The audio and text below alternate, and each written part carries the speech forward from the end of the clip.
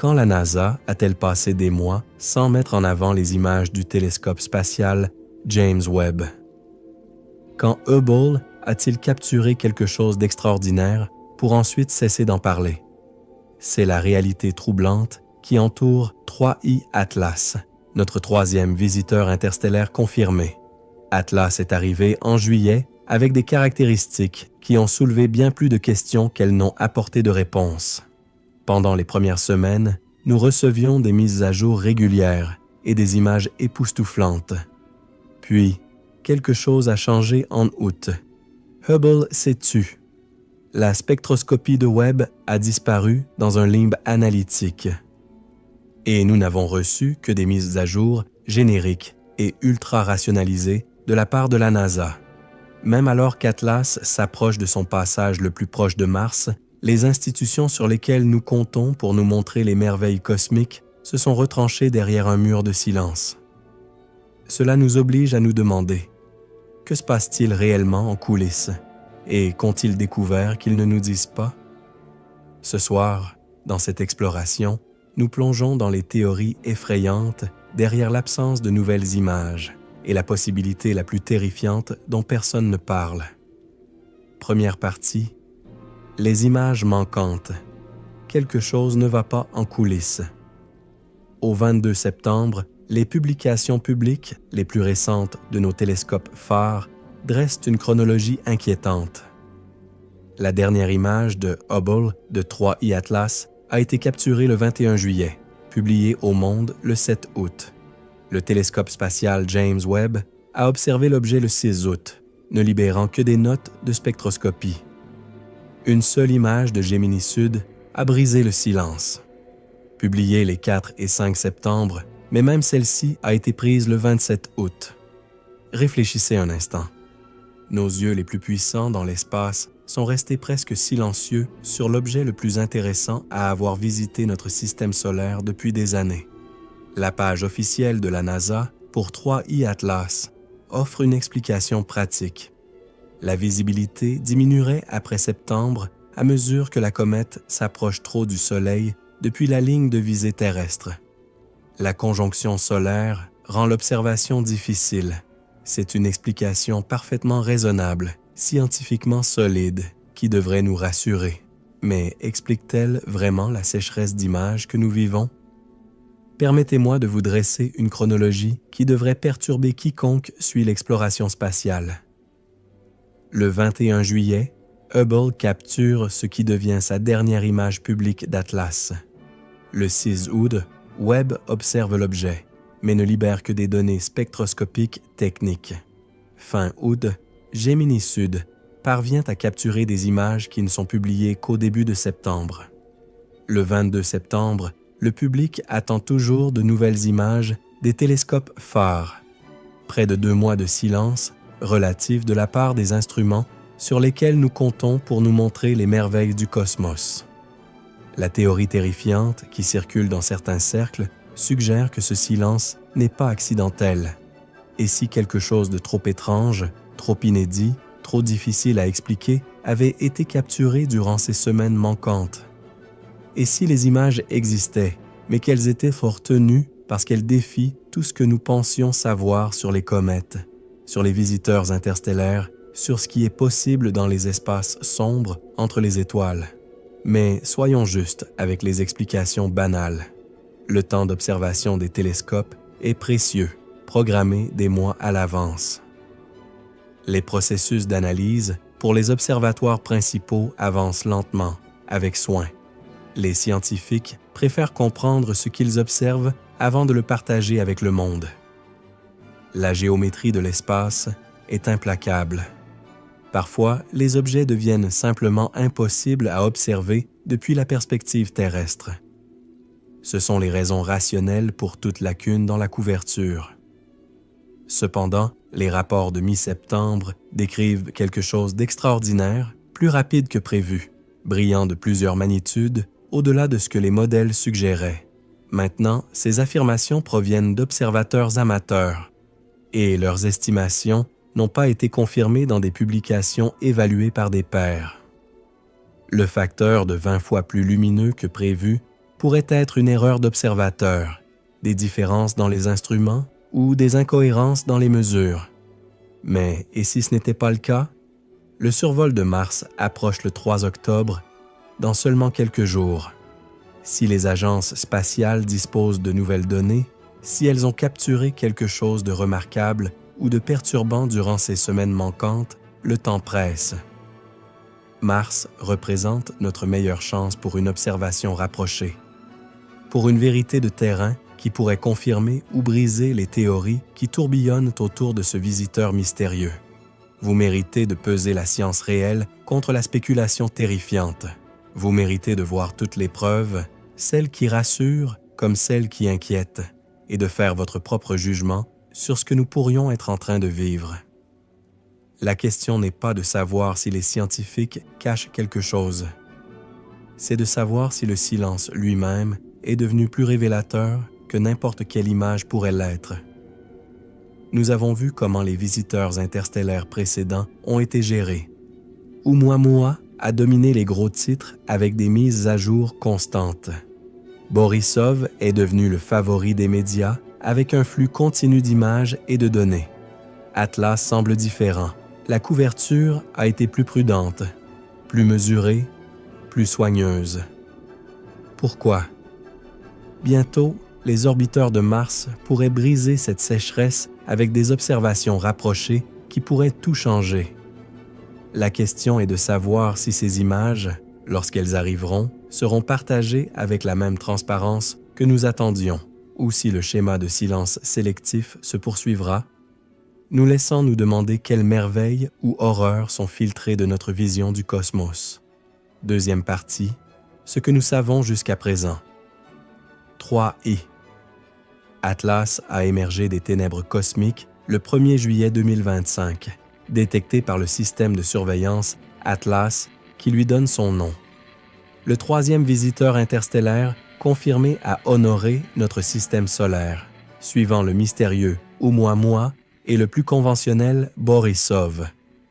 Mais Atlas s'est révélé être quelque chose de complètement différent. Une énigme cosmique enveloppée dans un coma de gaz gelé, sa trajectoire le conduit inconfortablement près de Mars le 3 octobre 2025. Le passage le plus proche est d'environ 30 millions de kilomètres, soit environ 19 à 20 centièmes d'une unité astronomique. L'Agence spatiale européenne a confirmé que ses orbiteurs de Mars tenteront des observations pendant cette rencontre. Mars Express, ExoMars, Trace Gas Orbiter, peut-être même le Mars Reconnaissance Orbiter de la NASA, si la géométrie le permet. Cela représente notre meilleure, peut-être notre seule chance de capturer des images haute résolution d'Atlas avant qu'il ne poursuive son voyage vers le Soleil. Le périhélie, le passage le plus proche de notre étoile, arrive fin octobre, du 29 au 30 octobre, à environ 1,36 à 1,4 unités astronomiques, juste à l'intérieur de la distance orbitale de Mars. C'est là que les comètes offrent traditionnellement leur plus grand spectacle, où la chaleur du Soleil déclenche des événements spectaculaires de dégazage qui créent les queues que nous associons à ces vagabonds cosmiques. Mais Atlas défie déjà les attentes.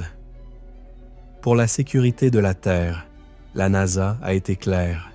Cet objet ne représente aucune menace pour notre planète. Son passage le plus proche de la Terre arrive en décembre à environ 1,8 unités astronomiques, plus loin que le Soleil. Nous sommes des spectateurs de ce drame cosmique, pas des participants à un scénario de collision. Mais ce qui rend Atlas véritablement extraordinaire réside dans sa composition et son comportement. La mission SPHEREX a détecté quelque chose d'inédit, un coma de dioxyde de carbone s'étendant sur environ 348 000 km. Pour mettre cela en perspective, cette enveloppe gazeuse s'étire sur la moitié du rayon de notre Soleil. Aucune comète dans l'histoire enregistrée n'a montré un coma de CO2 d'une échelle aussi immense. La morphologie, la forme et la structure d'Atlas défient le comportement conventionnel des comètes. Les images de Hubble et les photographies basées au sol révèlent un panache orienté vers le Soleil. une anti-queue pointant directement vers notre étoile au lieu de s'en éloigner. Cela contredit la physique de base que nous enseignons sur la pression du vent solaire et les effets de la radiation sur les queues des comètes. Quelque chose concernant la taille des grains de poussière d'Atlas, sa rotation ou sa structure interne crée des motifs que nous ne comprenons pas. Des rapports ont commencé à émerger fin août et début septembre d'un changement de couleur. Les observateurs ont noté une teinte verte se développant dans le coma d'Atlas, probablement causée par des composés de dicarbone ou de cyanure excités par la radiation solaire. Mais c'est là que le mystère s'approfondit. Cette coloration verte n'a pas été fermement confirmée par une analyse spectroscopique. Nous nous appuyons sur des observations visuelles, des preuves photographiques et des suppositions éclairées sur une chimie qui peut ou non correspondre à la réalité. La tendance de la luminosité est devenue peut-être l'aspect le plus troublant du comportement d'Atlas. Earth Sky et d'autres portails d'astronomie ont compilé des rapports d'observateurs, notant une luminosité plus rapide que prévu à mesure que l'objet se déplace à moins de 2 unités astronomiques du Soleil. Les chiffres varient considérablement en fonction des tailles d'ouverture, des filtres utilisés et des conditions d'observation.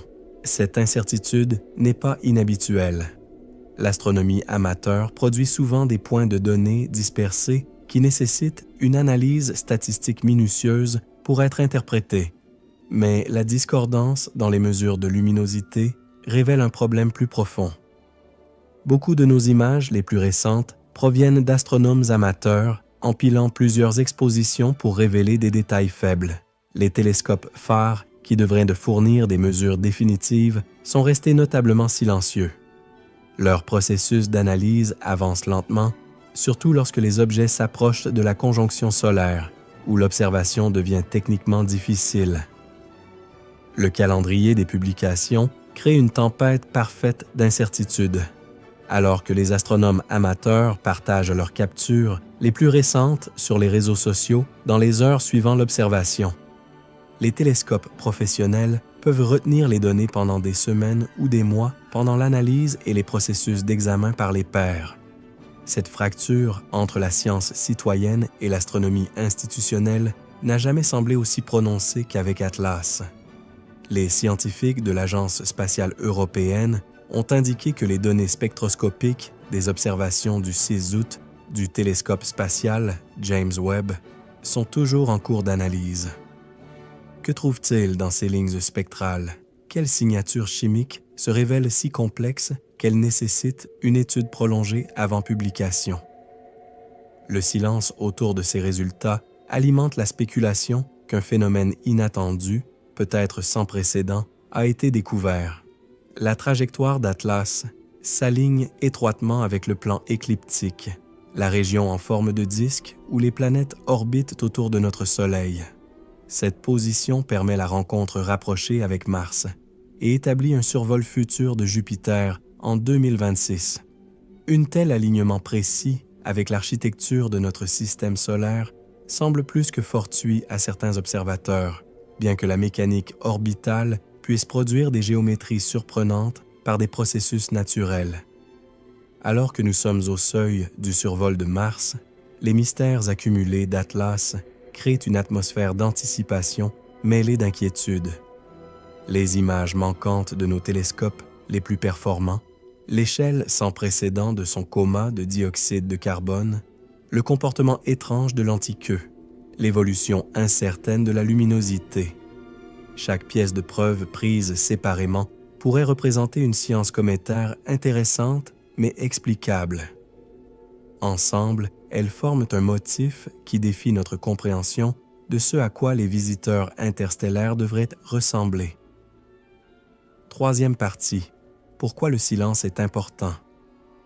La mémoire nous joue des tours, surtout lorsque nous sommes habitués à une diète constante d'images spatiales.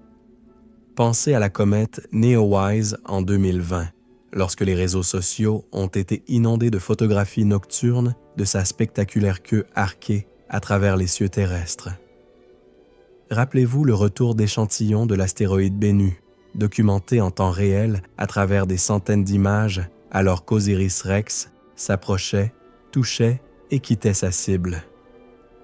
L'exploration spatiale nous a conditionnés à attendre une documentation visuelle pour chaque événement cosmique majeur.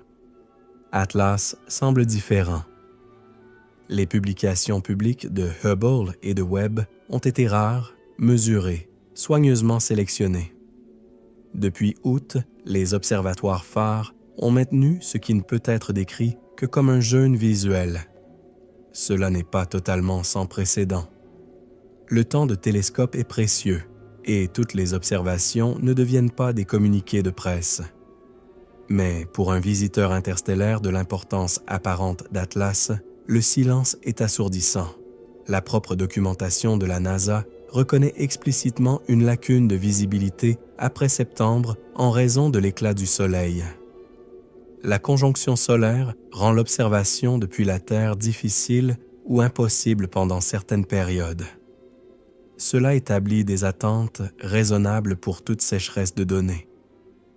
Mais cela crée aussi quelque chose de plus dangereux, un vide d'informations que les théories du complot se précipitent pour combler. La psychologie humaine abhorre l'incertitude lorsque les canaux officiels se taisent pendant des périodes de grand intérêt. Les explications alternatives se multiplient dans les forums en ligne et les chambres d'écho des réseaux sociaux. L'absence de nouvelles images de Hubble devient une preuve de dissimulation. Le retard dans les résultats de spectroscopie de Webb se transforme en preuve que quelque chose de trop étrange pour le public a été découvert. Les explications rationnelles pour les lacunes observationnelles perdent la bataille contre des possibilités plus sensationnelles. L'Agence spatiale européenne et d'autres partenaires internationaux ont publié l'image de Gemini Sud capturée le 27 août, partagée avec le public début septembre. Cela démontre que la communauté astronomique ne maintient pas un silence complet sur Atlas. Mais le public a été formé à attendre le rythme régulier des portraits de Hubble et des révélations infrarouges de Webb. Lorsque ces sources se taisent, même brièvement, cela donne l'impression d'un abandon. Les schémas de couverture médiatique révèlent une autre dimension du silence. Alors que la couverture d'Atlas atteignait son apogée en juillet et août, septembre a apporté un changement notable vers d'autres objets célestes. La luminosité croissante de la comète LeMond a capturé les gros titres. La fragmentation de la comète Swan a fourni des images dramatiques. Pour les observateurs suivant spécifiquement Atlas, cette couverture diversifiée pourrait sembler une distraction intentionnelle, bien qu'elle reflète plus probablement le flux naturel des cycles de nouvelles astronomiques. La psychologie du raisonnement conspirationniste prospère sur les motifs perçus, lorsque plusieurs événements inhabituels se produisent simultanément. Comportement cométaire inhabituel, couverture télescopique réduite, attention médiatique se tournant ailleurs, les esprits cherchant des motifs, reliant des points qui pourraient ne pas être réellement connectés. Le moment de la conjonction d'Atlas coïncide malheureusement avec un intérêt public maximal pour son survol de Mars et son passage au périhélie. Les processus d'analyse de données dans les observatoires principaux privilégient la précision à la vitesse. Contrairement aux astronomes amateurs qui peuvent partager des images dans les heures suivant leur capture, l'astronomie institutionnelle exige une revue par les pairs, des vérifications de calibration et une interprétation minutieuse avant la publication publique.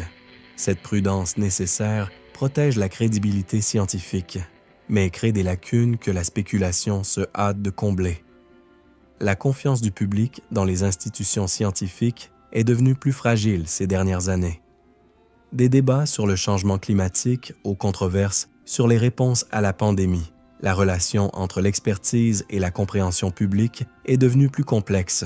Lorsque les agences spatiales restent silencieuses pendant des périodes de grand intérêt, même pour des raisons techniques légitimes, cela active le scepticisme existant envers les récits officiels. La question n'est pas de savoir si la NASA, L'ESA ou d'autres agences cachent quelque chose de dramatique à propos d'Atlas. La question est de savoir si la perception du secret est devenue plus nuisible que toute information réellement classifiée pourrait l'être. À l'ère des réseaux sociaux, l'absence de preuve devient une preuve d'absence, ou pire, une preuve de dissimulation intentionnelle. Ce que le public veut maintenant est simple. De nouvelles images, alors qu'Atlas s'approche de sa rencontre avec Mars et de son passage subséquent au périhélie. Des photographies haute résolution montrant l'état actuel de l'objet, sa structure de coma en évolution et tout changement dans son comportement inhabituel d'anti-queue. L'appétit pour une confirmation visuelle de l'étrangeté d'Atlas n'a fait que croître pendant les semaines de silence relatif. Ce que les scientifiques veulent est plus complexe. Une analyse spectroscopique détaillée pour confirmer la composition chimique de ce coma massif de dioxyde de carbone. Des mesures précises de la taille du noyau et de la période de rotation. Une compréhension des processus physiques créant le panache orienté vers le Soleil. Ces objectifs nécessitent du temps, une analyse minutieuse et souvent plusieurs campagnes d'observation pour obtenir une confiance dans les résultats. La déconnexion entre la fin publique pour des images immédiates et le besoin scientifique d'une analyse approfondie crée les conditions parfaites pour que les théories du complot prospèrent. Chaque jour, sans nouvelles images officielles, devient un autre point de données dans les arguments selon lesquels quelque chose est délibérément retenu du regard public. Bientôt, les orbiteurs de Mars pourraient fournir les images décisives qui pourraient satisfaire la curiosité publique ou approfondir encore le mystère. La question qui hante toute cette situation est de savoir si ces images, lorsqu'elles arriveront, seront publiées avec la transparence que le public attend ou si de nouvelles raisons de prudence et de retard surgiront, prolongeant le silence qui a déjà duré trop longtemps. 4e partie. Les théories derrière le silence. Examinons les explications possibles pour les images manquantes d'Atlas avec la froide logique de l'élimination. Commençons par les raisons banales, les réalités techniques qui régissent la manière dont nos instruments les plus sophistiqués observent le cosmos. L'élongation solaire présente la contrainte la plus directe. À mesure qu'Atlas s'approche de la conjonction avec le Soleil depuis la perspective terrestre, la géométrie d'observation devient de plus en plus difficile. Les télescopes ne peuvent pas pointer près du Soleil sans risquer d'endommager des instruments sensibles. Le télescope spatial Hubble, par exemple, maintient des restrictions strictes de pointage pour protéger ses caméras et spectrographes de la radiation solaire. Cela crée des zones mortes observationnelles où même les cibles les plus intéressantes deviennent temporairement inaccessibles. Le temps d'attente représente une autre dure réalité de l'astronomie moderne. Hubble et Webb opèrent selon des calendriers d'observation planifiés des mois, voire des années à l'avance. Les demandes pour des cibles d'opportunité existent pour des événements véritablement extraordinaires, mais elles interrompent des programmes scientifiques soigneusement planifiés. Le seuil pour interrompre les calendriers établis est élevé, nécessitant une justification scientifique convaincante au-delà du simple intérêt public. Atlas, bien qu'inhabituel, peut ne pas avoir satisfait aux critères pour un temps d'observation d'urgence. Le retard d'analyse affecte chaque découverte astronomique majeure. Les télescopes professionnels produisent des données qui nécessitent un traitement extensif, une calibration et une interprétation avant d'être adaptées à une publication publique. Contrairement aux astronomes amateurs qui peuvent de partager des images brutes quelques heures après leur capture, l'astronomie institutionnelle exige une revue par les pairs et un contrôle de qualité. Les observations spectroscopiques du 6 août du télescope spatial James Webb d'Atlas sont probablement encore en cours de traitement, avec des scientifiques interprétant soigneusement chaque ligne spectrale avant de tirer des conclusions. Les compromis opérationnels compliquent encore la situation. Les données du spectrographe infrarouge proche de Webb du 6 août ne représente qu'une pièce d'un puzzle observationnel plus vaste. Toutes les observations scientifiques ne produisent pas une image digne de la presse. La spectroscopie révèle la composition chimique, mais ne crée pas nécessairement les images visuellement percutantes que le public attend. La fracture entre la collecte de données scientifiques et la publication d'images publiques peut s'étendre sur des semaines ou des mois. Mais aventurons-nous dans un territoire plus spéculatif, clairement étiqueté comme tel, car ces théories ont gagné du terrain dans les communautés en ligne, suivant le comportement d'Atlas. L'hypothèse de prévention de la panique suggère que les agences spatiales pourraient retarder la publication d'images si elles semblent trop anormales, trop difficiles à expliquer, sans provoquer une alarme publique. Imaginez si le comportement de l'anti-queue d'Atlas avait évolué en quelque chose qui semble artificiel ou structuré d'une manière qui défie l'explication. La NASA se précipiterait-elle pour partager de telles images sans d'abord développer des cadres pour aider le public à interpréter ce qu'il voit? Cette théorie suppose une approche paternaliste de la gestion de l'information, où les experts filtrent les révélations cosmiques pour prévenir les malentendus ou la peur. Les considérations de sécurité nationale ajoutent une autre couche de complexité.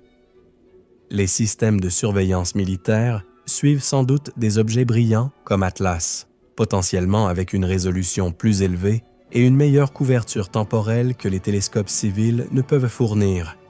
Mais les données militaires entrent rarement dans le domaine public, même pour des cibles scientifiquement intéressantes. La fracture entre les capacités observationnelles classifiées et le partage d'informations publiques crée un espace pour la spéculation sur ce que l'imagerie améliorée pourrait révéler. Le contrôle narratif, pendant les périodes de conjonction, offre une explication plus cynique. Si les agences anticipaient que l'approche solaire d'Atlas générerait des difficultés observationnelles et une impatience publique, elles pourraient avoir choisi de rester silencieuses plutôt que d'expliquer à plusieurs reprises les contraintes techniques. Mieux vaut garder le silence jusqu'à ce que les observations post-conjonction reprennent que de défendre constamment le manque de nouvelles images pendant les périodes d'observation difficiles. Le contrepoids à toute spéculation reste visible dans le registre astronomique. L'Observatoire Gemini a publié ces images du 27 août début septembre, démontrant que la suppression complète des informations sur Atlas n'a pas lieu. Les astronomes professionnels continuent de discuter de l'objet lors de conférences et dans des articles soumis à des revues. Le processus scientifique se poursuit même si les images publiques sont devenues rares. La priorisation des équipements peut expliquer certaines des lacunes observationnelles. À mesure qu'Atlas s'approche de la conjonction, les opérateurs de télescopes pourraient raisonnablement décider de consacrer le temps d'observation limité à des cibles qui restent facilement accessibles plutôt que de lutter contre des élongations solaires de plus en plus difficiles. Cela représente une planification opérationnelle solide plutôt qu'une dissimulation délibérée. Les complexités de la coordination internationale pourraient également contribuer au retard de publication. Plusieurs agences spatiales et institutions de recherche étudient Atlas de manière indépendante. Coordonner les publications publiques à travers différentes organisations, chacune avec ses propres processus d'examen par les pairs et protocoles de relations publiques, introduit naturellement des retards par rapport aux annonces de sources uniques. La conclusion émerge clairement de cette analyse. Le silence autour d'Atlas provient probablement de contraintes logistiques et opérationnelles plutôt que d'un secret délibéré. Mais la suspension des mises à jour visuelles régulières pendant une période de grand intérêt public invite inévitablement les théories motivées par la peur à prospérer. La fracture entre les explications raisonnables et la perception publique est devenue aussi intéressante qu'Atlas lui-même. Le schéma de divulgation sélective dans d'autres contextes, des rapports sur les UAP aux réponses aux pandémies, a préparé le public à attendre une gestion de l'information plutôt qu'une transparence complète. Que cela soit justifié ou non, cette attente façonne la manière dont les gens interprètent les lacunes dans la communication officielle sur des événements extraordinaires. Alors que nous nous préparons pour le survol de Mars, les semaines accumulées de silence relatif ont créé une atmosphère où toute nouvelle imagerie sera scrutée non seulement pour ce qu'elle montre, mais pour ce qu'elle pourrait avoir été éditée pour cacher. La perception du secret, qu'elle soit réelle ou imaginée, est devenue une partie intégrante de l'histoire d'Atlas elle-même. 5e partie. Les gouvernements et le contrôle spatial. La machinerie de la communication spatiale opère à travers des canaux soigneusement orchestrés que peu de personnes extérieures à la communauté astronomique comprennent pleinement. La NASA maintient un mandat de mission publique, mais le moment et le cadrage des communiqués de presse passent par une curation conçue pour maximiser la précision scientifique tout en maintenant l'intérêt public. L'Agence spatiale européenne suit des protocoles similaires, équilibrant la transparence avec le besoin d'une revue par les pairs et d'un contexte approprié. Ce système fonctionne bien pour les découvertes routinières, mais crée des frictions pendant les périodes de curiosité publique intense pour des objets anormaux. Les capteurs classifiés présentent une couche plus opaque de l'écosystème d'observation. Les systèmes de suivi du département de la Défense surveillent l'espace pour les menaces et les débris, des capacités qui s'étendent certainement aux objets brillants comme les comètes et les astéroïdes. Ces actifs militaires possèdent souvent une résolution supérieure et une couverture temporelle meilleure que celle des télescopes civils, mais leurs données entrent rarement dans les canaux publics. La fracture entre les capacités observationnelles classifiées et le partage d'informations publiques crée un terrain fertile pour la spéculation sur l'imagerie améliorée qui pourrait exister mais rester cachée. Le parallèle avec les débats récents sur la transparence des UAP devient inévitable. La reconnaissance gouvernementale des phénomènes aériens non identifiés a suivi un schéma de divulgation graduelle, soigneusement géré plutôt que de transparence immédiate. Ce précédent façonne les attentes publiques sur la manière dont les événements spatiaux extraordinaires pourraient être gérés. Si les rencontres de pilotes militaires avec des objets inexpliqués nécessitent des années de traitement bureaucratique avant la reconnaissance, quelle chronologie pourrait gouverner la publication d'observations cométaires anormales? L'approche médiatique s'est manifestement éloignée d'Atlas en septembre, bien que cela reflète des cycles de nouvelles naturelles où des décisions éditoriales plus coordonnées restent incertains. Les gros titres ont mis en avant de plus en plus d'autres comètes.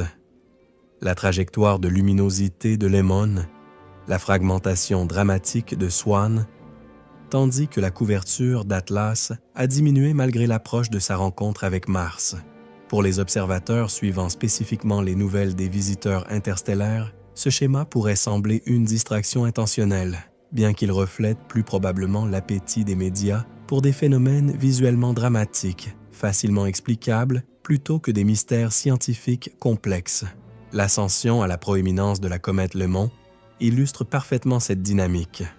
Sa courbe de luminosité prévue suggère une visibilité à l'œil nu d'ici fin octobre, la rendant accessible aux astronomes amateurs du monde entier.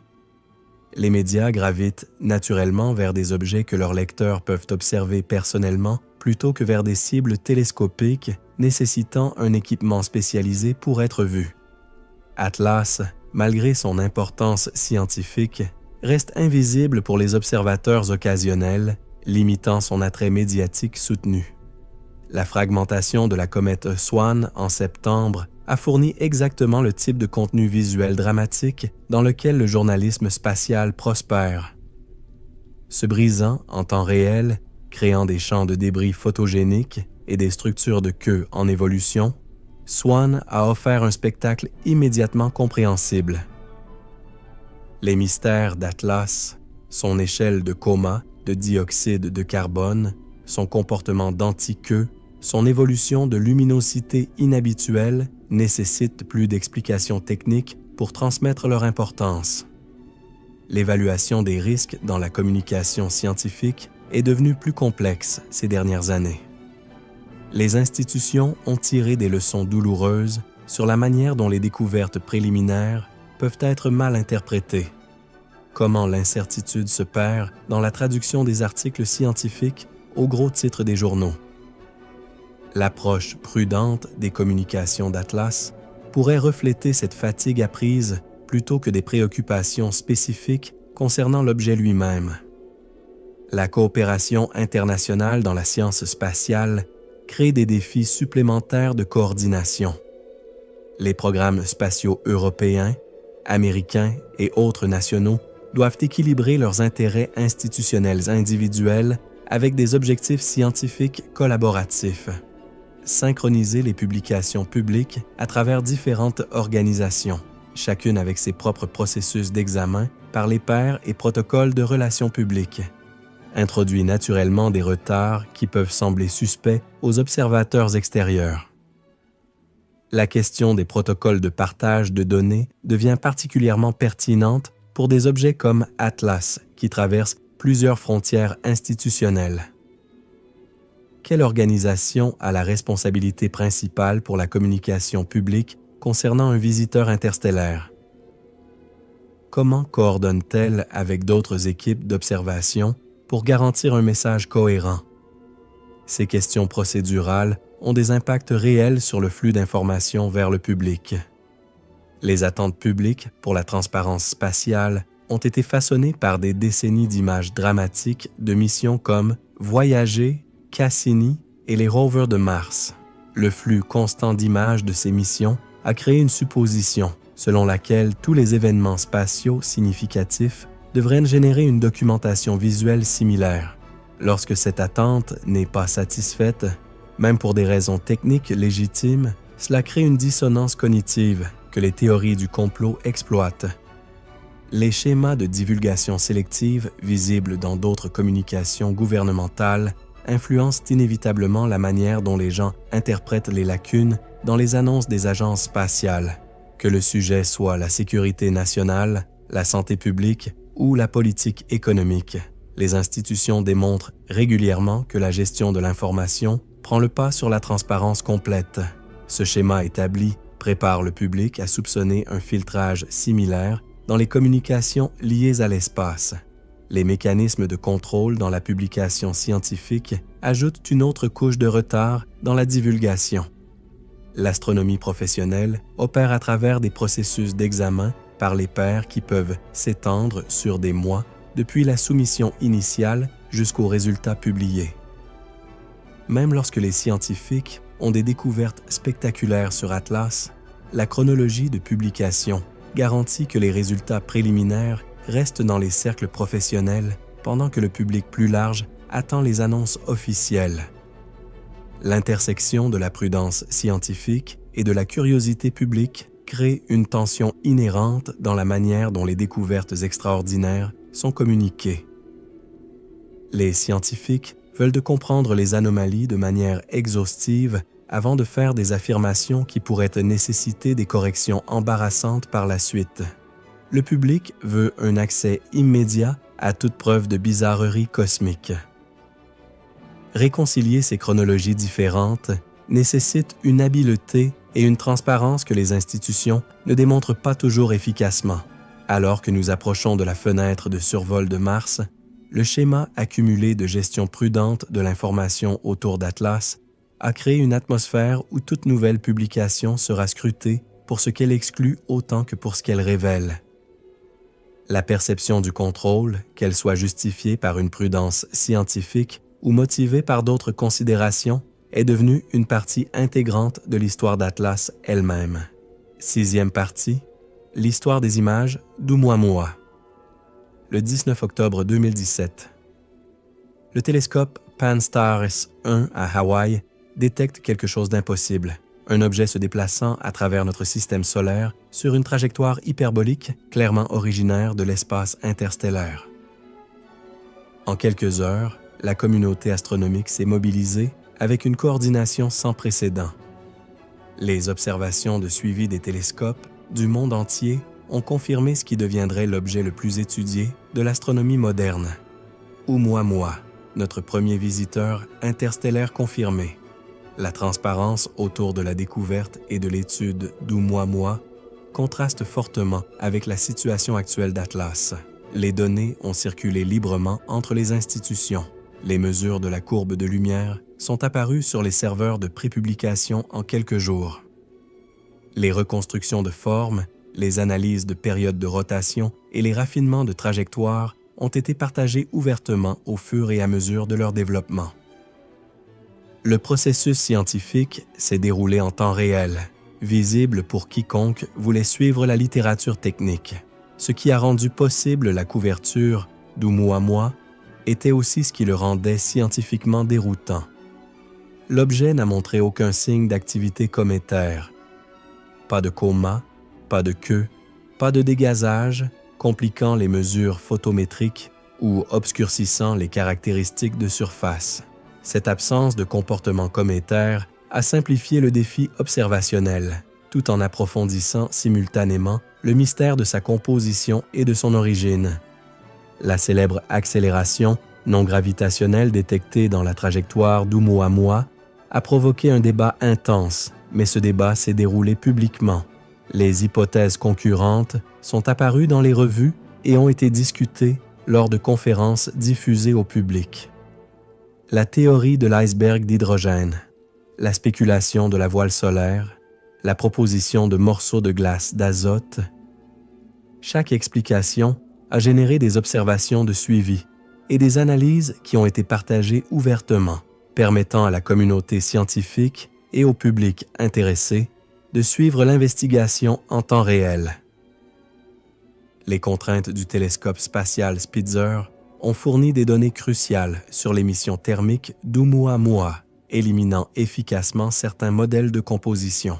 Ces résultats nuls ont été publiés rapidement, démontrant comment les non-détections peuvent être aussi précieuses scientifiquement que les détections positives. La gestion transparente de la non-détection de Spitzer contraste avec le silence actuel autour des observations spectroscopiques de Webb d'Atlas. L'analyse de la courbe de lumière a révélé l'élongation extrême d'Oumuamua, suggérant une forme différente de tout astéroïde ou comète connu. Ces découvertes sont apparues dans plusieurs articles de différentes équipes d'observation, créant un ensemble de données robustes qui soutenaient des conclusions fiables sur la géométrie inhabituelle de l'objet. La redondance des observations indépendantes a fourni une validation croisée qui a renforcé la confiance du public dans le processus scientifique. La leçon de la couverture d'Oumuamua semble claire. Lorsque les anomalies suscitent une discussion publique immédiate, l'accumulation de preuves et d'explications concurrentes tend à calmer plutôt qu'à enflammer la spéculation. La transparence génère la compréhension, tandis que les lacunes d'information génèrent des théories du complot. Le débat scientifique en temps réel autour d'Oumuamua a démontré comment la recherche ouverte peut gérer même les découvertes les plus inhabituelles. Mais l'absence d'activité cométaire d'Oumuamua le rendait fondamentalement différent d'Atlas. Aucun coma signifiait aucune complication de poussière et de gaz pouvant obscurcir ou confondre les observations. Aucun dégazage signifiait aucun effet de pression pouvant altérer la trajectoire de l'objet de manière imprévisible. Les défis observationnels étaient plus simples, rendant possible une analyse et une publication rapide. La collaboration internationale dans la recherche sur Oumuamua a montré l'astronomie sous son meilleur jour. Les équipes de plusieurs pays ont partagé leurs données librement, construisant des analyses complémentaires qui ont renforcé la compréhension générale. Cette approche coopérative a maximisé le rendement scientifique des opportunités d'observation limitées, tout en maintenant l'engagement du public tout au long du processus de recherche. Comparez cela à la chronologie post-août d'Atlas, où les observatoires principaux sont restés notablement silencieux malgré le comportement cométaire beaucoup plus dramatique de l'objet. La différence dans les schémas de communication soulève des questions sur la question de savoir si la complexité des caractéristiques d'Atlas nécessite une analyse plus prudente ou si d'autres facteurs influencent le rythme de la divulgation publique. La trajectoire d'Oumuamua l'a rapidement emmené loin du système solaire interne, créant une urgence qui a forcé des décisions rapides sur les priorités d'observation et la publication rapide des résultats. L'approche plus tranquille d'Atlas vers le périhélie pourrait supprimer une partie de cette pression d'urgence, permettant des chronologies d'analyse plus délibérées qui néanmoins frustrent la curiosité publique. La couverture médiatique d'Oumuamua a démontré à la fois les avantages et les risques de la communication scientifique transparente. Alors que la majorité de la couverture a transmis avec précision l'incertitude scientifique et les hypothèses concurrentes, certains médias ont sensationnalisé les explications plus spéculatives. Cette réception mixte pourrait influencer la manière dont les institutions abordent la communication sur des objets également anormaux, comme Atlas. L'astronomie professionnelle a tiré des leçons importantes de l'expérience d'Oumuamua sur la gestion des attentes publiques pendant la recherche sur des objets inhabituels. L'équilibre entre partager rapidement des découvertes excitantes et éviter des conclusions prématurées nécessite une navigation prudente. Peut-être que l'approche plus prudente d'Atlas reflète cette expérience apprise. Le moment de la découverte d'Oumuamua en octobre a permis des observations extensives pendant de bonnes conditions de visualisation avant que l'objet ne devienne trop faible et distant pour être étudié efficacement. La découverte d'Atlas en juillet et son approche de la conjonction solaire en septembre ont créé une chronologie observationnelle plus comprimée et difficile qui pourrait naturellement entraîner des stratégies de communication différentes. Cependant, la question fondamentale demeure: pourquoi l'ouverture scientifique qui a caractérisé la recherche sur Oumuamua ne s'est-elle pas étendue à la recherche sur Atlas? L'objet montre des phénomènes beaucoup plus dramatiques et facilement observables que son prédécesseur. Pourtant, l'information publique sur son état actuel est devenue plus rare plutôt que plus abondante. Le contraste suggère que soit des défis techniques, soit des décisions de politique façonnent une approche plus restrictive pour partager les observations d'Atlas avec le public. 7e partie, le livre ouvert de Borisov. Le 30 août 2019. Gennady Borisov, un astronome amateur en Crimée, détecte quelque chose d'inhabituel à travers son télescope artisanal. En quelques semaines, les observatoires professionnels du monde entier confirment sa découverte comme étant 2I Borisov, le deuxième visiteur interstellaire de notre système solaire. Contrairement à l'énigmatique Oumuamua, Borisov s'est comporté exactement comme les astronomes s'attendaient à ce qu'une comète interstellaire se comporte, et ce comportement conventionnel a permis à tout le monde de se sentir à l'aise pour partager tout ce qu'ils apprenaient.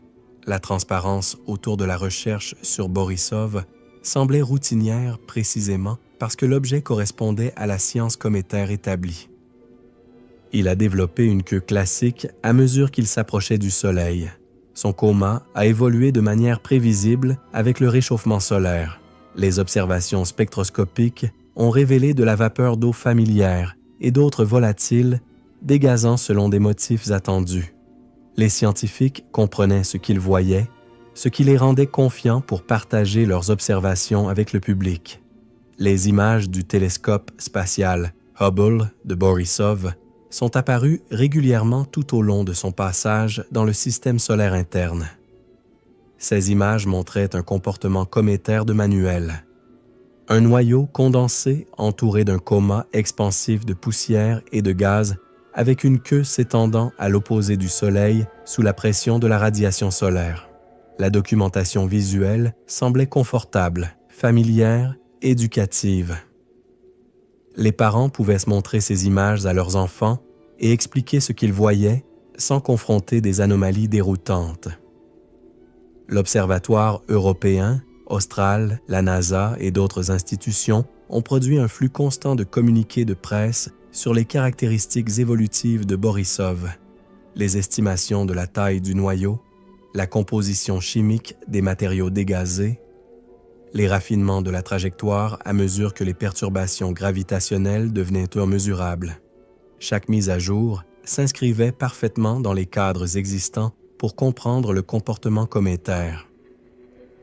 L'analyse spectroscopique a révélé que la composition de Borisov correspondait étroitement aux comètes de notre propre nuage d'Oort.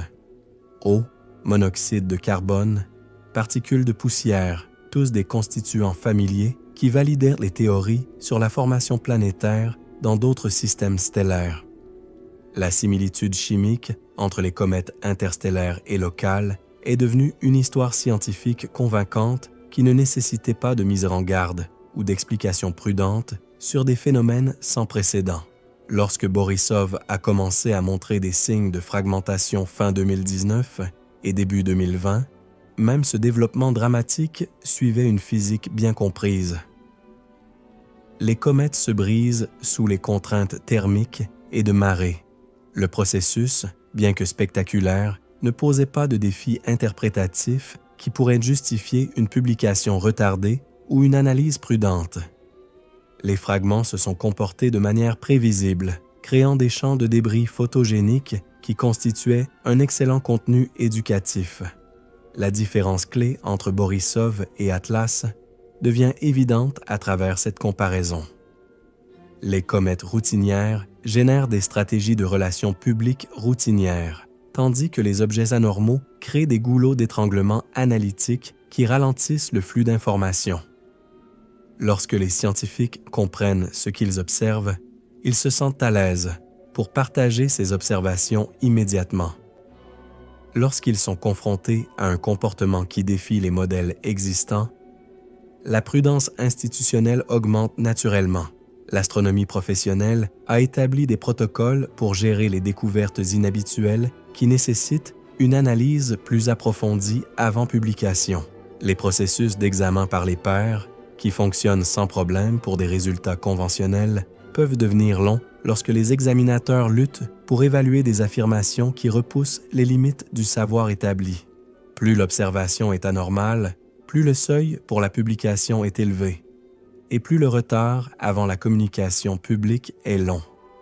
Le comportement conventionnel de Borisov a également facilité la tâche à plusieurs équipes indépendantes pour obtenir des résultats similaires, renforçant la confiance grâce à la redondance. Lorsque plusieurs observatoires mesurent des taux de dégazage cohérents, des tailles de noyaux et des compositions chimiques, la communauté scientifique se sent confiante pour partager des découvertes préliminaires.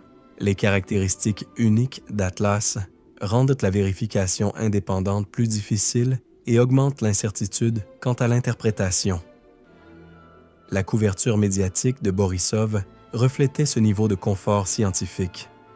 Les communiqués de presse mettaient l'accent sur la valeur éducative de l'observation d'un visiteur interstellaire se comportant comme les comètes locales, validant notre compréhension des processus de formation planétaire à travers différents systèmes stellaires.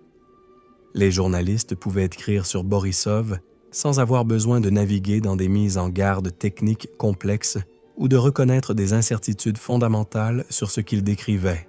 L'engagement public autour de Borisov était satisfaisant, car l'objet renforçait plutôt que de défier le savoir astronomique.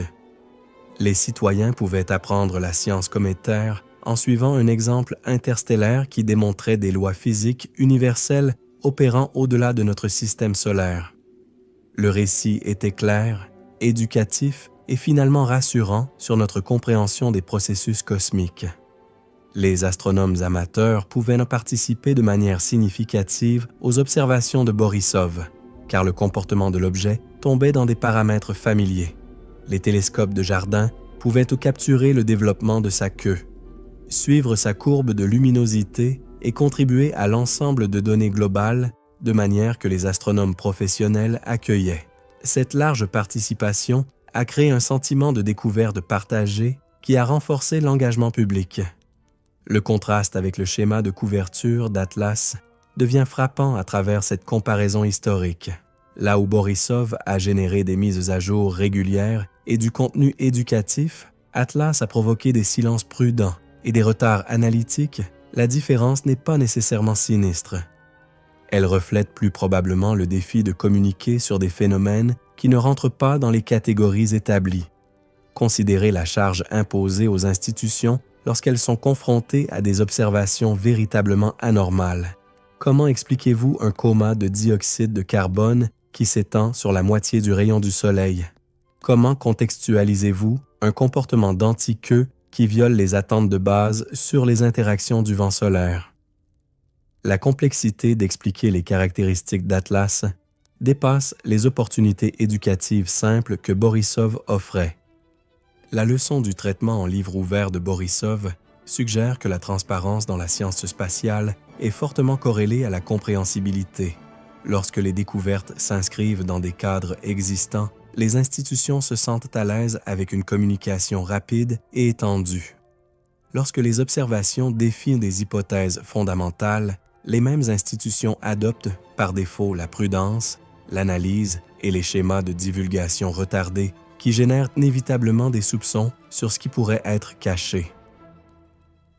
Ce schéma soulève des questions inconfortables sur la question de savoir si le public reçoit une information complète uniquement lorsque cette information renforce plutôt que de défier la compréhension scientifique établie. Observons-nous les résultats d'une prudence scientifique naturelle ou une preuve de parti pris institutionnel envers des découvertes confortables plutôt que révolutionnaires? 8e partie. Comment Atlas brise le schéma? L'échelle du coma de dioxyde de carbone d'Atlas défie tous les précédents en astronomie cométaire. 348 000 km d'enveloppe de CO2 s'étendant à l'extérieur du noyau, créant une atmosphère gazeuse qui éclipse tout ce qui a été précédemment observé. Pour comprendre cette magnitude, considérez que ce coma s'étend sur environ la moitié du rayon de notre Soleil, plus grand que la plupart des orbites planétaires. Aucune comète dans l'histoire enregistrée n'a produit une atmosphère de dioxyde de carbone aussi vaste, faisant d'Atlas un phénomène sans comparaison. Les modèles traditionnels de comètes prédisent la formation de comas par la sublimation de la glace d'eau à mesure que les objets s'approchent de l'influence réchauffante du Soleil. Le dioxyde de carbone joue généralement un rôle secondaire, présent en quantité moindre et créant des enveloppes atmosphériques plus modestes. Atlas semble inverser cette hiérarchie avec le CO2 dominant son dégazage à un degré sans précédent. Cette composition chimique défie les hypothèses fondamentales sur la formation et l'évolution des objets interstellaires. Le panache orienté vers le Soleil documenté dans les images de Hubble et Gemini viole la physique de base telle que nous la comprenons en sciences cométaires. La pression du vent solaire devrait repousser le matériau loin du Soleil, créant la structure de queue classique qui définit ces objets dans l'imaginaire populaire. Atlas montre exactement le comportement opposé, une queue proéminente pointant directement vers notre étoile, comme si l'objet défiait les forces fondamentales qui régissent chaque autre comète que nous avons étudiée. Ce phénomène d'anti-queue suggère des caractéristiques de grains de poussière différentes de tout ce que nous avons expérimenté. Peut-être que les particules sont si massives que la pression de la radiation solaire ne peut pas surmonter leur inertie. Peut-être que des forces électromagnétiques interagissent avec des particules chargées de manière que nos modèles ne prennent pas en compte. Peut-être que la rotation de l'objet crée des jets qui projettent du matériau dans des directions qui semblent contredire les lois physiques. Chaque explication nécessite des hypothèses qui repoussent les limites de la science cométaire établie. Les rapports d'une luminosité rapide à la mi-septembre ont ajouté une autre couche au profil de comportement anormal d'Atlas. Les astronomes amateurs suivant l'objet ont noté des augmentations de magnitude dépassant les prédictions théoriques par des facteurs significatifs. Certains observateurs ont revendiqué une luminosité 20 fois supérieure aux valeurs attendues. Bien que ces estimations restent non confirmées par une analyse professionnelle, les divergences pourraient refléter des erreurs de mesure, des différences instrumentales ou des variations de techniques d'observation, plutôt que des anomalies authentiques. Mais et si les rapports de luminosité s'avéraient exacts? Une comète brillant, 20 fois plus vite que les modèles ne le prédisent, suggère des processus se produisant à l'intérieur ou autour du noyau que notre compréhension ne peut pas accommoder. Peut-être que les taux de sublimation s'accélèrent au-delà des courbes thermiques normales.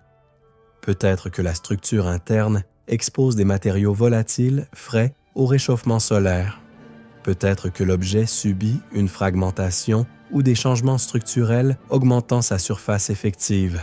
La transformation de couleurs observée dans les images de fin août et début septembre ajoute un drame visuel à la liste croissante des caractéristiques inhabituelles d'Atlas. Les photographes ont commencé à capturer une teinte verte distincte dans le coma, probablement causée par des composés de dicarbone ou de cyanure excités par la radiation solaire. Ces produits chimiques apparaissent couramment dans les comètes, mais leur proéminence dans Atlas suggère soit une abondance inhabituelle, soit des mécanismes d'excitation améliorés. La nature provisoire de l'identification de la coloration verte révèle un autre aspect troublant de la recherche sur Atlas. Les observations visuelles et les preuves photographiques suggèrent des signatures chimiques qui devraient être facilement confirmables par spectroscopie. Pourtant, une confirmation spectroscopique définitive reste absente des publications publiques, malgré la capacité de plusieurs observatoires à résoudre ces questions. Définitivement, la trajectoire d'Atlas à travers le système solaire interne suit des chemins qui semblent presque chorégraphiés pour une opportunité d'observation maximale. La rencontre rapprochée avec Mars le 3 octobre positionne plusieurs vaisseaux spatiaux en orbite pour des observations rapprochées sans précédent. Le passage au périhélie fin octobre se produit à des distances qui devraient fournir des conditions optimales pour étudier l'évolution cométaire sous le réchauffement solaire. L'alignement avec les fenêtres d'observation terrestres semble conçu pour maximiser le rendement scientifique. Cette commodité géométrique semble plus que fortuite à certains observateurs, bien que la mécanique orbitale produise régulièrement des alignements surprenants par des processus gravitationnels naturels. Les interactions à trois corps entre Atlas, le Soleil et les planètes pourraient guider naturellement l'objet à travers des trajectoires optimisant les opportunités de visualisation, sans nécessité d'intervention ou de guidage artificiel. La gestion des attentes publiques devient cruciale lorsqu'il s'agit d'objets se comportant de manière aussi anormale qu'Atlas. Les citoyens habitués aux publications régulières d'images spatiales s'attendent naturellement à plus de documentation lorsque les objets deviennent plus intéressants. La relation inverse entre l'étrangeté croissante d'Atlas et la diminution des images publiques crée une dissonance cognitive qui alimente les théories du complot sur une dissimulation délibérée. Les processus d'analyse professionnelle ralentissent lorsqu'ils sont confrontés à des données qui ne rentrent pas dans les catégories établies. Les examinateurs par les pairs exigent plus de temps pour évaluer les affirmations qui défient le savoir existant. Les rédacteurs de revues exigent une vérification supplémentaire lorsque les articles décrivent des phénomènes sans précédent. Plus la découverte est extraordinaire, plus le processus de revue est long et plus grand est le retard avant la communication publique. La responsabilité d'expliquer les caractéristiques d'Atlas pèse lourdement sur les institutions qui peuvent se sentir mal préparées pour la complexité impliquée. Comment communiquez-vous sur un objet qui semble violer plusieurs aspects de la science cométaire établie? Comment maintenez-vous la crédibilité scientifique tout en reconnaissant les incertitudes fondamentales sur ce que vous observez? Le défi de l'éducation publique autour des découvertes véritablement anormales peut dépasser les capacités de communication que les agences spatiales déploient généralement. La coordination internationale devient plus complexe lorsqu'il s'agit d'observations qui repoussent les frontières scientifiques. Différentes institutions peuvent parvenir à des conclusions différentes sur les mêmes données, créant des conflits potentiels nécessitant une résolution diplomatique avant la publication publique. L'Agence spatiale européenne, la NASA et d'autres organisations doivent équilibrer leurs intérêts institutionnels individuels avec des objectifs scientifiques collaboratifs, tout en gérant les attentes publiques. Le moment des passages les plus proches d'Atlas coïncide malheureusement avec des difficultés observationnelles qui compliquent les défis de communication. La conjonction solaire limite les observations basées sur Terre, juste lorsque l'intérêt public atteint son apogée autour du survol de Mars, et des passages au périhélie. Cette discordance temporelle entre les conditions de visualisation optimale et la curiosité maximale crée des conditions parfaites pour la spéculation sur ce qui pourrait être caché pendant les périodes d'interruption observationnelle. Considérez les implications si les caractéristiques anormales d'Atlas s'avèrent représenter une physique véritablement nouvelle plutôt qu'un comportement cométaire inhabituel mais explicable. La découverte de phénomènes défiant les hypothèses fondamentales sur les objets interstellaires nécessiterait une analyse prudente et méthodique avant l'annonce publique. Les enjeux pour bien communiquer de telles annonces pourraient justifier des périodes d'analyse prolongées qui semblent suspectes aux observateurs extérieurs. Cependant, le précédent établi par Oumuamua et Borisov suggère que les découvertes, véritablement révolutionnaires, bénéficiaient d'une recherche scientifique en temps réel transparente plutôt que d'une analyse secrète. Le débat ouvert autour de l'accélération non gravitationnelle d'Oumuamua a renforcé plutôt qu'affaibli la compréhension publique du processus de découverte. Le flux d'informations plus restrictif d'Atlas représente une déviation préoccupante de ce modèle de transparence réussi. La question fondamentale devient de savoir si le silence d'Atlas reflète une prudence scientifique nécessaire ou une peur institutionnelle de la réaction publique à des découvertes qui pourraient défier fondamentalement les visions du monde établi. Quelle que soit l'explication, elle a des implications profondes pour la manière dont les découvertes spatiales extraordinaires seront communiquées à l'avenir et si le public restera un partenaire de confiance dans l'exploration des mystères cosmiques de l'humanité. Abonnez-vous si vous avez aimé la vidéo. 9e partie. La théorie de la distraction. Septembre a apporté un changement curieux dans les gros titres astronomiques que les observateurs attentifs des médias spatiaux n'ont pas pu manquer de remarquer. Alors qu'Atlas s'approchait de sa phase la plus intéressante scientifiquement, le survol de Mars et le passage subséquent au périhélie, l'attention publique a été systématiquement redirigée vers d'autres objets célestes offrant un divertissement cosmique plus conventionnel, facilement digérable. La fragmentation dramatique de la comète Swan, début septembre, a fourni exactement le type de spectacle visuel que le journalisme spatial recherche. L'objet s'est brisé en temps réel, créant des champs de débris et des structures de queue en évolution que les astronomes amateurs pouvaient photographier avec des télescopes de jardin. L'image du jour en astronomie de la NASA a mis en avant des images de Swan à plusieurs reprises, montrant la destruction photogénique d'une comète qui s'est comportée exactement comme la physique de Manuel le prédisait. Le moment semblait opportun pour ceux cherchant des alternatives à la couverture d'Atlas. Juste lorsque les questions sur le comportement inhabituel du visiteur interstellaire atteignaient une intensité maximale, Swan offrait une distraction convaincante qui ne nécessitait pas d'explications complexes ou de reconnaissance inconfortable de l'incertitude scientifique. Les citoyens pouvaient voir une comète mourir de manière prévisible et compréhensible, au lieu de se creuser la tête sur des antiqueux et des comas de dioxyde de carbone sans précédent. La comète Lemon a émergé comme un autre point focal pratique pour l'attention astronomique en septembre. Les prédictions suggéraient que l'objet pourrait atteindre une magnitude de 2 à 4 d'ici fin octobre, devenant potentiellement visible à l'œil nu pour les observateurs du monde entier.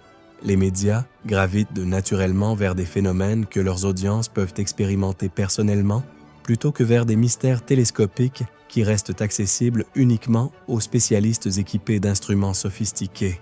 La promotion de la visibilité imminente de Lemon a créé un récit d'astronomie accessible qui contrastait fortement avec la complexité technique d'Atlas.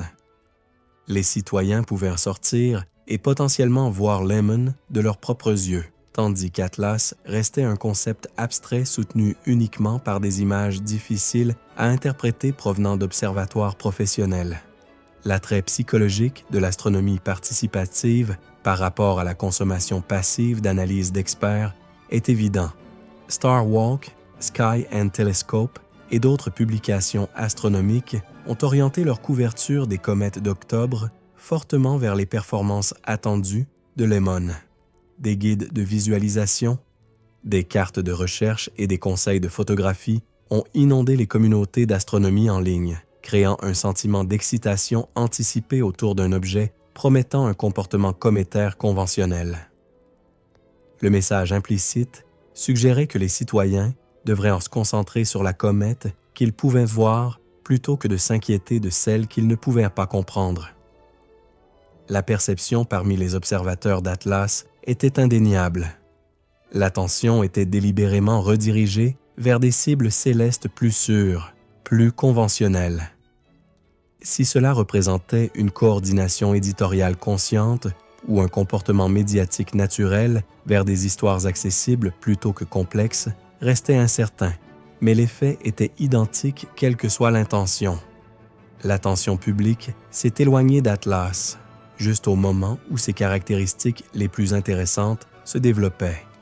La psychologie médiatique offre des explications rationnelles pour ce changement de couverture qui ne nécessite pas de théorie du complot.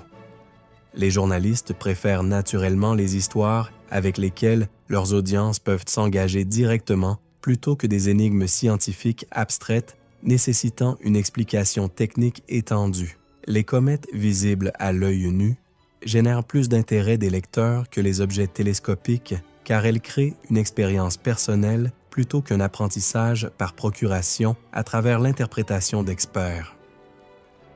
Le modèle économique du journalisme astronomique récompense l'accessibilité plutôt que la complexité. Les articles sur les objets visibles, avec un équipement amateur, génèrent plus d'engagement sur les réseaux sociaux, de trafic sur les sites web et d'attention des lecteurs que les pièces nécessitant un bagage technique sophistiqué pour être comprises. Les rédacteurs, répondant aux métriques d'audience, mettraient naturellement l'accent sur LEMON plutôt qu'Atlas, indépendamment de tout agenda éditorial coordonné. Les institutions éducatives font face à des incitations similaires lorsqu'elles choisissent quels événements cosmiques mettre en avant dans leur programme de sensibilisation publique.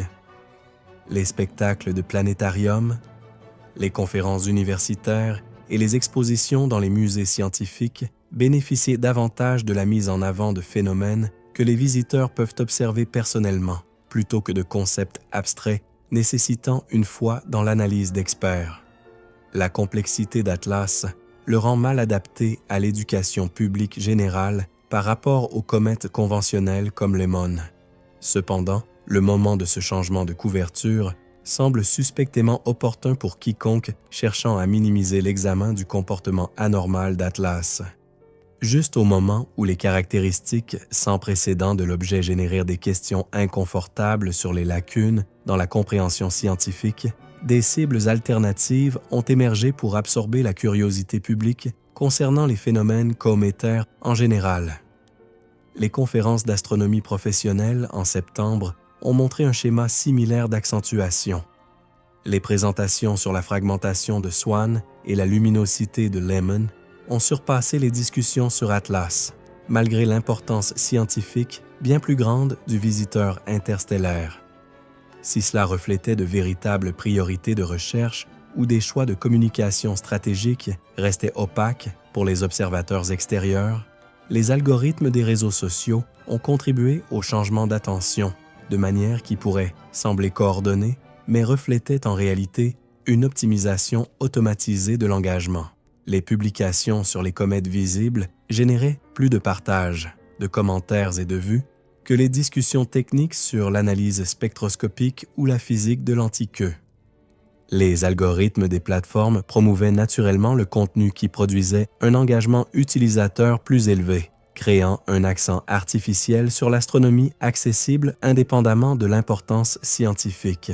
La stratégie de communication de l'Agence spatiale européenne en septembre s'est fortement concentrée sur d'autres missions et découvertes plutôt que sur les mises à jour d'Atlas, les réalisations de l'exploration de Mars, les révélations du télescope Webb sur les galaxies lointaines et les résultats du vaisseau spatial Gaia ont dominé les communiqués de presse de l'ESA. tandis que ces orbiteurs de Mars se préparaient pour la rencontre avec le visiteur interstellaire le plus significatif de l'histoire humaine. Le contraste entre les activités de préparation et les priorités de communication publique semblait désaligné. Les communautés d'astronomie amateurs ont montré des divisions intéressantes dans leurs discussions de septembre. Alors que certains forums maintenaient une attention intense sur le suivi et les tentatives d'imagerie d'Atlas, d'autres se sont tournés vers la préparation de Lehman et la documentation de Swan. La division pourrait refléter des priorités communautaires différentes, des intérêts scientifiques par rapport à des intérêts esthétiques, mais elle a également dispersé l'attention concentrée qu'Atlas avait suscitée lors de son pic de visibilité en août. La théorie de la distraction gagne en crédibilité lorsqu'elle est vue aux côtés des précédents historiques pour gérer l'attention publique pendant les découvertes sensibles. Les agences gouvernementales programment régulièrement les annonces potentiellement controversées pour coïncider avec d'autres événements d'actualité qui pourraient absorber l'attention médiatique. Bien que les agences spatiales opèrent généralement avec plus de transparence que d'autres institutions, elles font face à des pressions similaires pour gérer la réaction publique à des découvertes qui pourraient causer de la confusion ou de l'inquiétude.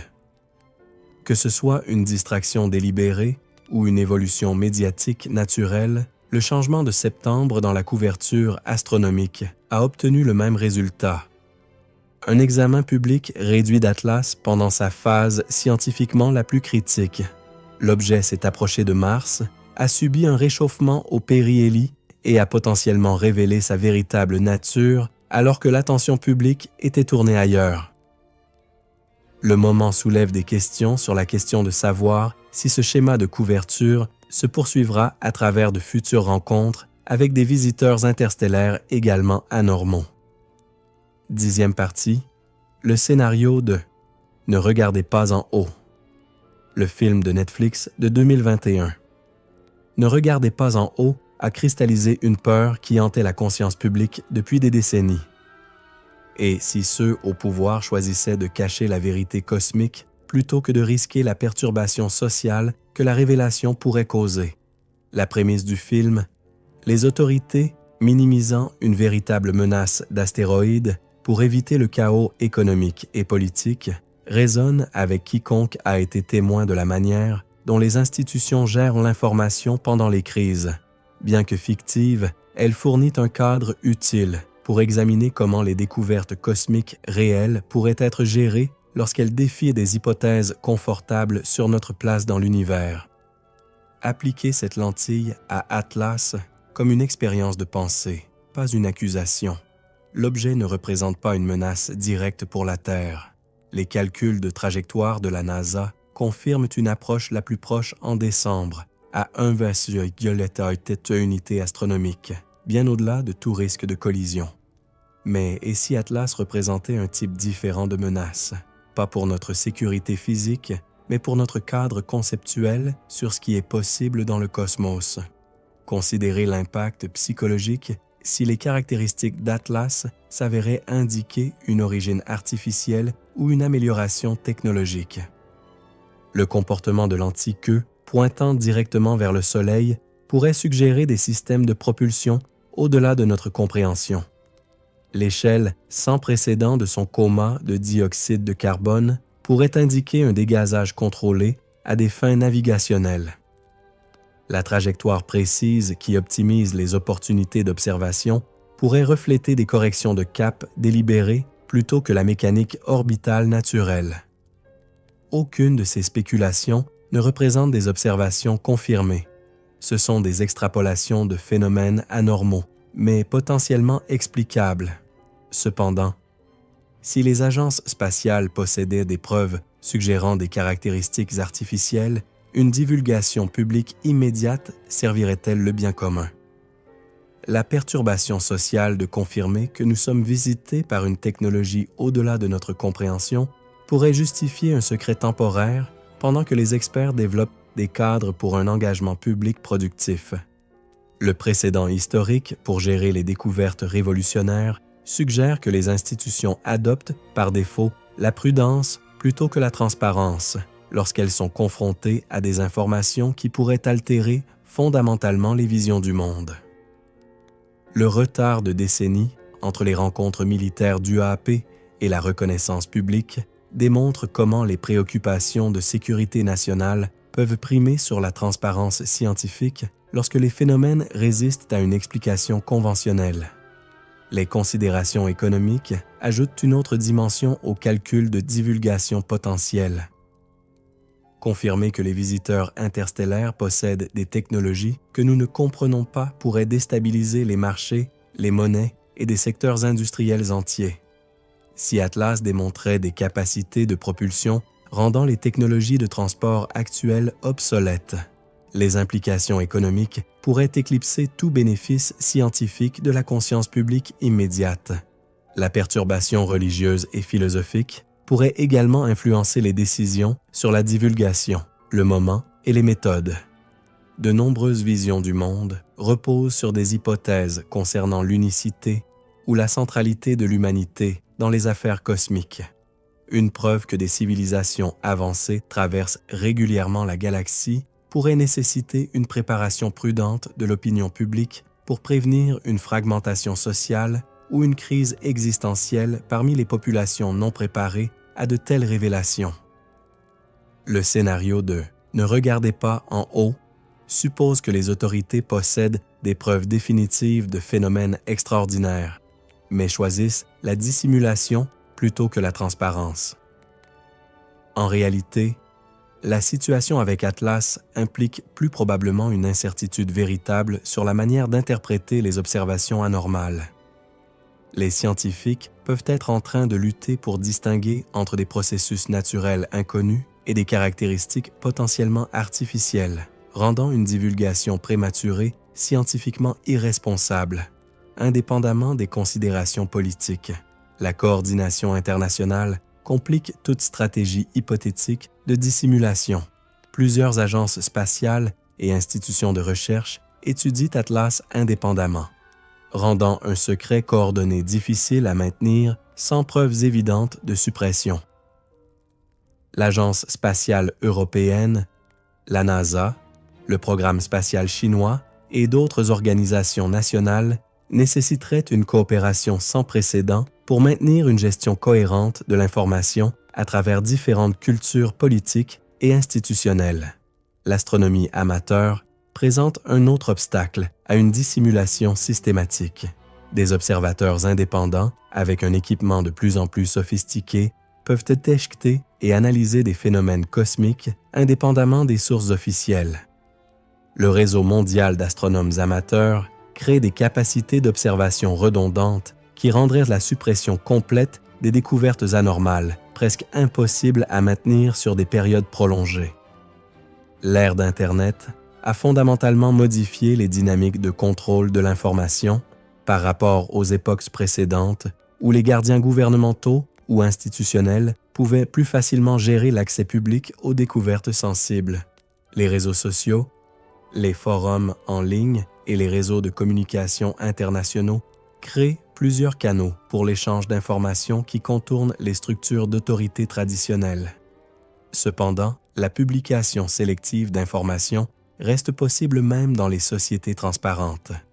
Synchroniser les annonces pour minimiser l'attention publique, mettre l'accent sur les explications conventionnelles tout en minimisant les caractéristiques anormales et orienter la couverture médiatique sur des sujets alternatifs peut façonner la compréhension publique sans nécessiter une tromperie pure et simple.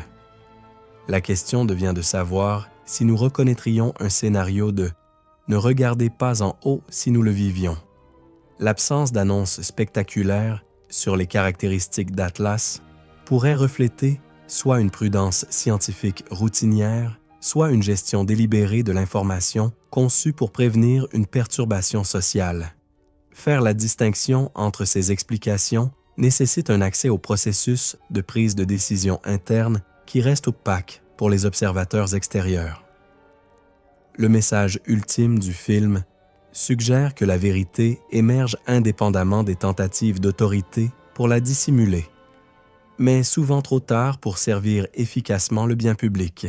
Si Atlas représente un changement de paradigme véritable dans notre compréhension des visiteurs interstellaires, une divulgation retardée pourrait sacrifier l'opportunité d'un engagement public productif et d'une participation démocratique à la réponse de l'humanité aux découvertes cosmiques extraordinaires. Le pouvoir psychologique du récit de « Ne regardez pas en haut » réside dans sa reconnaissance que les autorités priorisent régulièrement la stabilité sur la vérité lorsqu'elles sont confrontées à des informations qui pourraient perturber l'ordre établi. Si cette dynamique opère autour d'Atlas reste spéculatif, mais le schéma de transparence, réduite pendant la phase la plus intéressante de l'objet, fournit certainement un terrain fertile pour que de telles préoccupations prospèrent dans l'imagination publique. 11e partie. Juno et l'œil aveugle. L'imagination collective d'Internet s'est emparée d'une possibilité alléchante pendant l'ascension à la proéminence d'Atlas.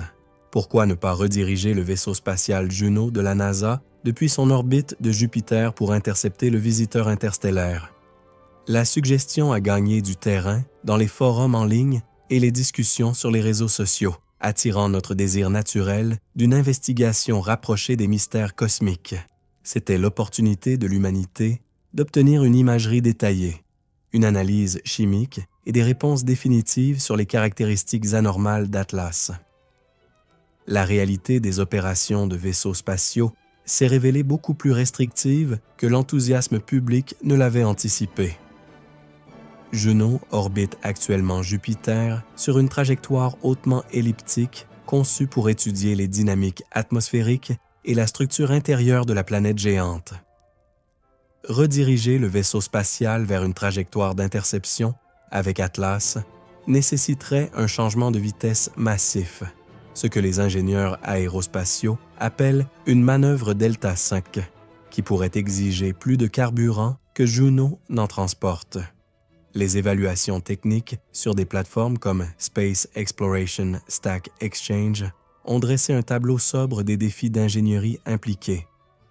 Le vaisseau spatial devrait échapper au puits gravitationnel de Jupiter, ajuster sa trajectoire pour correspondre au chemin d'Atlas et synchroniser la manœuvre pour réaliser une interception proche du survol de Jupiter de la comète en mars 2026. L'énergie propulsive requise dépasse probablement la capacité de carburant restante de Juno, rendant le profil de mission techniquement infaisable avec les ressources actuelles. Mais la discussion publique a révélé quelque chose de plus intéressant que les limitations du vaisseau spatial. L'hypothèse que la NASA voudrait naturellement enquêter sur Atlas de près si cela était techniquement possible. Les articles de presse et les colonnes d'opinion ont plaidé pour le redéploiement de Juno comme un choix évident, se demandant pourquoi l'agence spatiale n'avait pas déjà annoncé de tels plans. L'absence d'intérêt officiel pour une investigation rapprochée d'Atlas a commencé à sembler suspecte pour les observateurs attendant une poursuite scientifique agressive des découvertes anormales.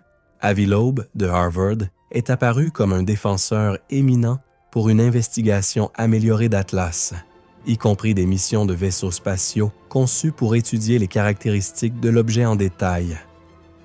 Ces articles dans des publications comme le Boston Herald ont soutenu que l'humanité manquait une opportunité sans précédent pour examiner un visiteur interstellaire qui pourrait détenir des clés pour comprendre les processus de formation planétaire dans d'autres systèmes stellaires ou des possibilités plus exotiques. La résistance des experts en planification de mission a mis en lumière la nature conservatrice de la prise de décision des agences spatiales lorsqu'elles sont confrontées à des rendements scientifiques incertains. Les missions de vaisseaux spatiaux nécessitent des années de planification, une revue technique approfondie et un engagement financier substantiel. Rediriger des missions existantes vers des cibles d'opportunité implique des risques qui pourraient compromettre les objectifs scientifiques primaires sans garantir des découvertes compensatoires. D'autres géométries de vaisseaux spatiaux offraient des opportunités d'observation moins dramatiques mais potentiellement précieuses, qui ont reçu une discussion publique minimale. La mission Psyche de la NASA, actuellement en route pour étudier un astéroïde riche en métaux, pourrait réaliser des observations distantes d'Atlas en fonction du calendrier de la trajectoire. Le vaisseau spatial JUICE de l'Agence spatiale européenne pourrait potentiellement capturer des images pendant son voyage vers les lunes de Jupiter. Ces opportunités manquaient du drame des missions d'interception rapprochées, mais pourraient néanmoins fournir des données scientifiques précieuses. La sonde solaire. Parker représentait peut-être la possibilité d'observation la plus intrigante avec son imageur à large champ pour l'instrument de sonde solaire. WHISPER potentiellement capable de capturer Atlas pendant le passage au périhélie de la comète fin octobre et début novembre. La position du vaisseau spatial près du Soleil pourrait offrir une perspective unique sur le comportement inhabituel de l'anti-queue d'Atlas et l'évolution du coma pendant le réchauffement solaire maximal. Cependant, la discussion